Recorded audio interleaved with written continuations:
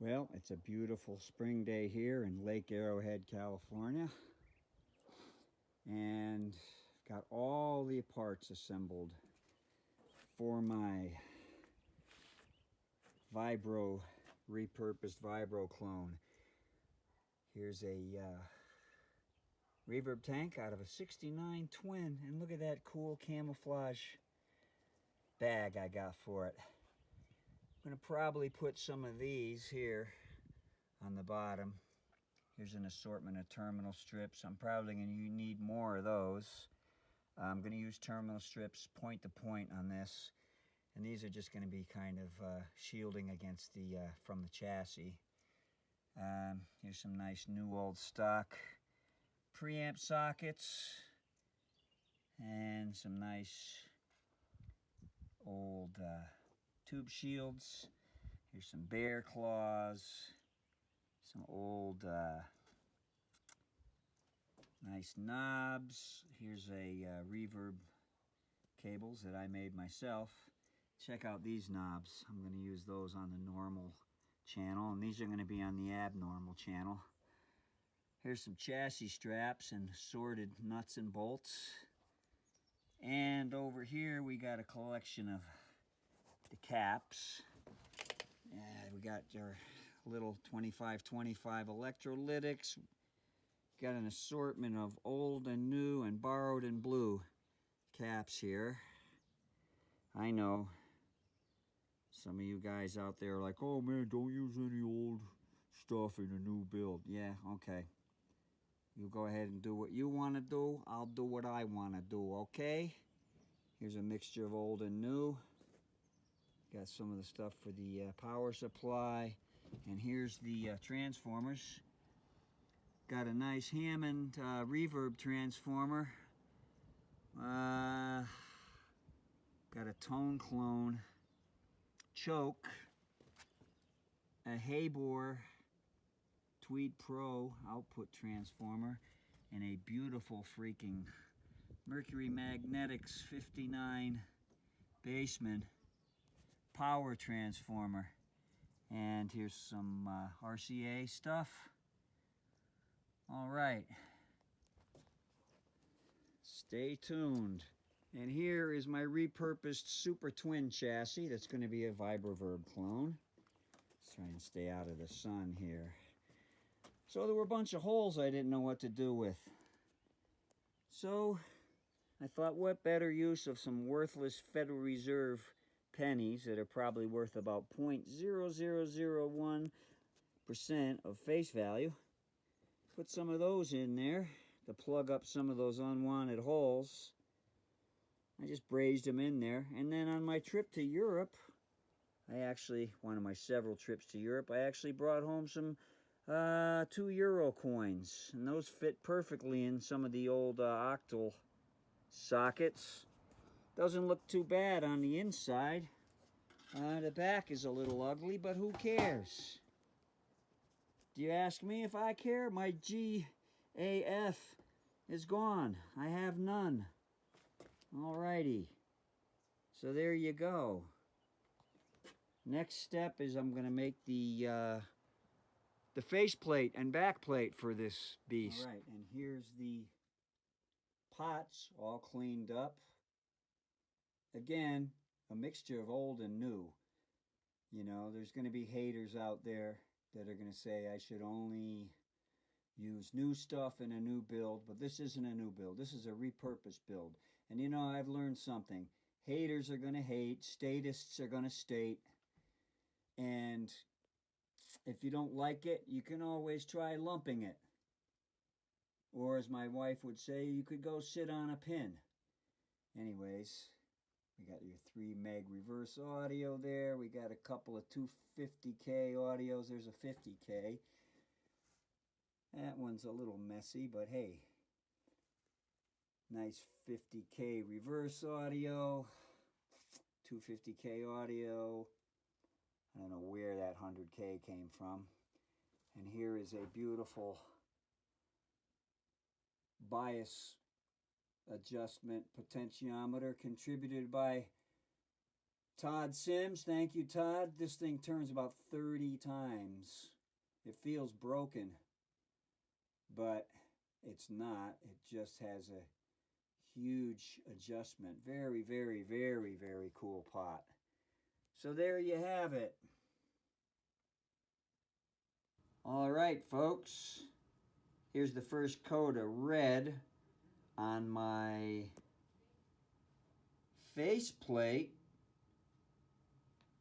Yes, it looks a little rugged. Don't worry, once the knobs are on there. How did you do that, I might ask? That's a good question.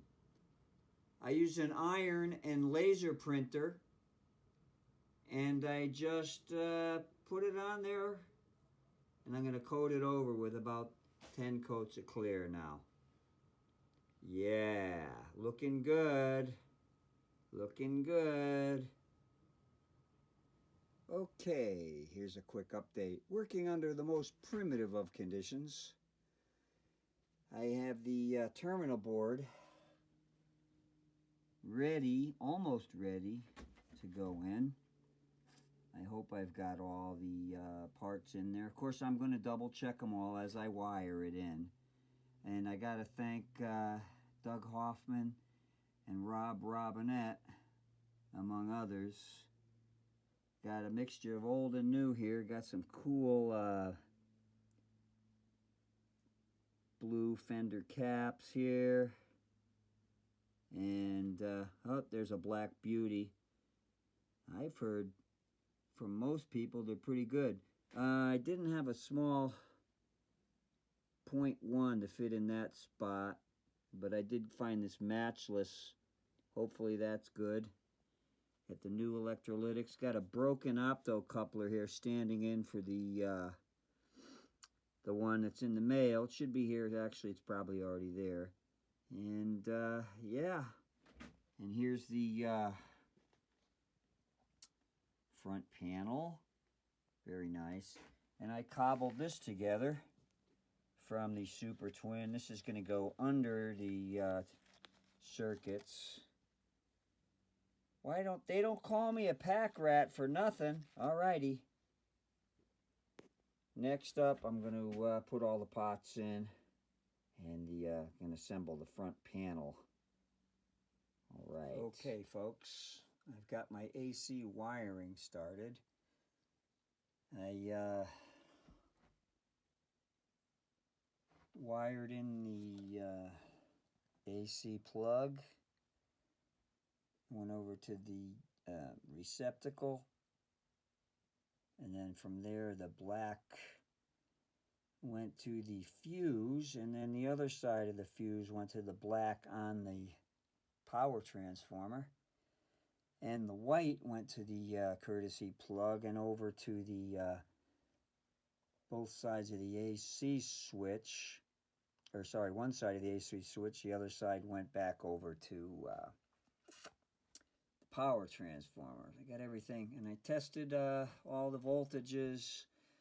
We've got like 700 and something going to here under no load to the red ones. We've got around 5 something or 4 point something going to these the brown and red, just for my rectifier. And then we got a nice approximately 6 volts going over to my pilot light. There's my center taps going to ground. And so far good. I've got nice AC power everywhere it's supposed to be. I'm gonna start up on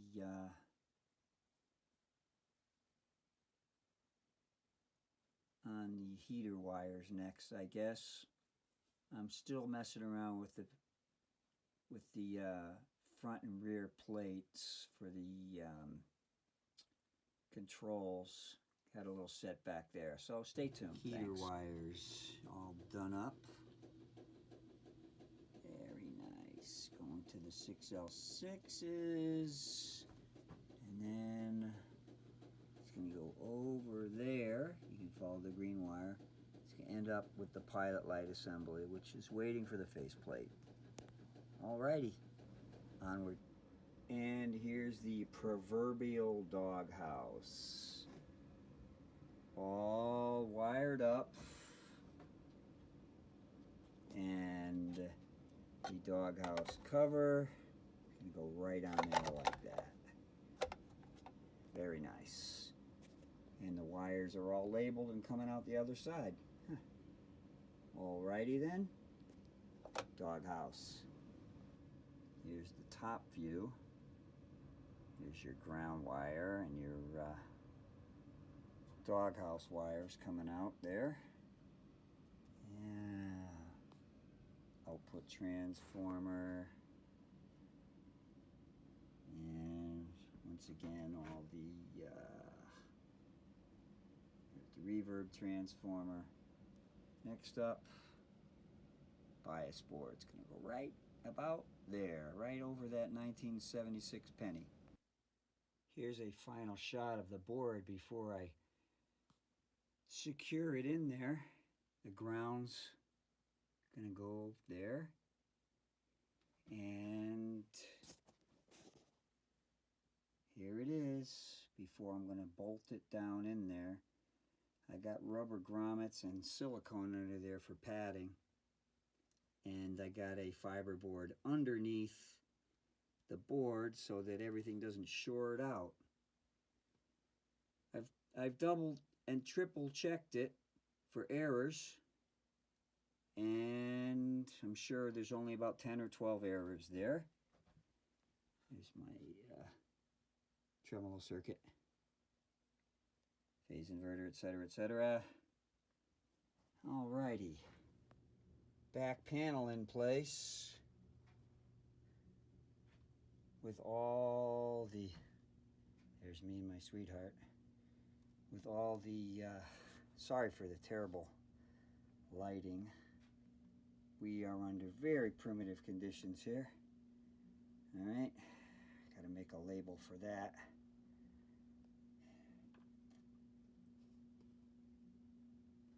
And I've got all the controls installed with the front panel. Got the pilot light going.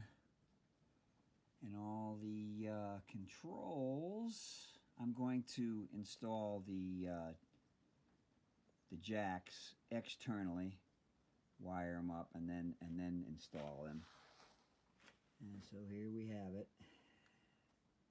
You got your normal channel, and you got your abnormal channel, and yeah, moving along, onward. All right, I've got about half of the tubes wired up. This is channel 1. Got channel 1 all wired up. Here's the wires going up to, whoops, get that solder out of there, it's messing. Here's the first input jack, normal channel input jack, sorry, and the 3-tone controls and volume wired up. And I've also got the two 6L6s wired up.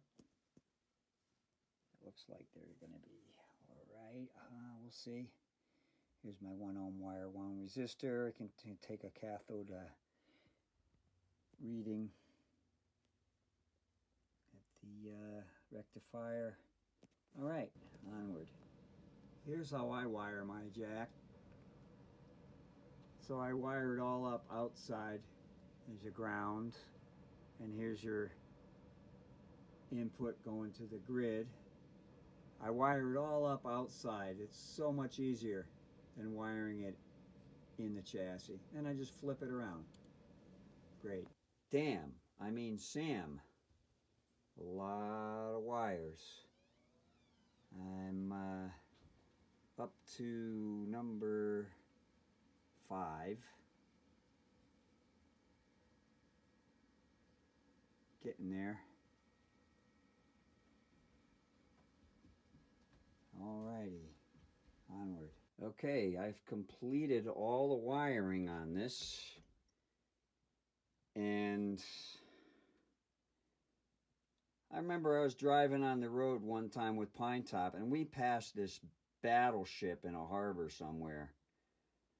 And he looked at that. It was so much stuff happening on that thing. And he looked at it. He looked at me. He goes, "Ellie, that's a mess." I said, I couldn't agree more. So I'm about to plug this in my current limiter over there. And say a prayer to all the amplifier gods out there. Here we go. First time plugging it in. Pilot light goes on. I've got a cord plugged in over here. So far, no giant glow out of the current limiter. That's a good sign. And I'm going over to my speaker. Sorry for the poor lighting. I hear a normal amplifier hum. I'm going to pick up the thing here. Holy shit. It's working. Huh. Okay. It works. Hang on. That's channel 1, the vibrato channel. Holy shit. Wow, it sounds loud. Both channels are working. This is a first for me, ladies and gentlemen. This is my third amp build. And my first two did not fire up like this. And I want to thank Bill O'Dell, Uncle Doug, Rob Robinette, Mark Piet, and anybody I'm sorry I forgot. They will all get credit as I think of them that have helped me with this one. This looks like this is going to be a winner here, folks. Okay, and now to do the biasing. Get it in the cabinet. Hook up the reverb and hope that works. Alrighty, onward.